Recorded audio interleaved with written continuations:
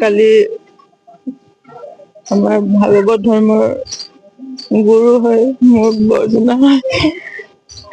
তেখেতক মই বৰজনা হিচাপে মনা নাছিলো। দেউতা আছিলে, তাতকৈ মৰম কৰিছিলে, বহুত মৰম কৰিছিলে।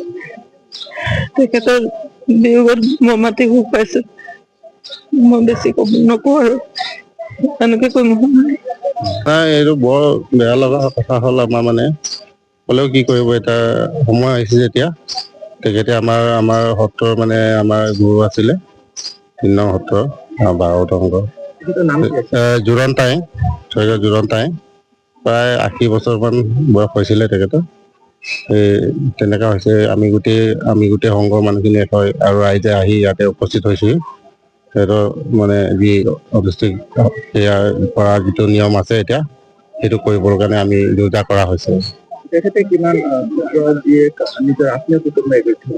ল'ৰা এতিয়া বৰ্তমান 5 জন আছে আৰু ছোৱালী 2জনী আছিলে। তেনেকে এৰি থৈ গৈছে আৰু।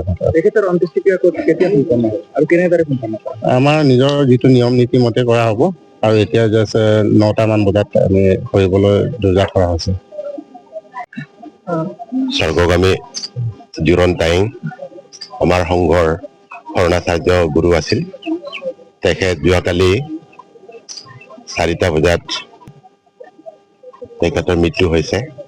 আমি সংঘৰ ফালৰ পৰা আমাৰ সংঘৰ কেন্দ্ৰীয় কমিটিৰ বিষয়ববীয়াসকল আমি উপস্থিত আছো।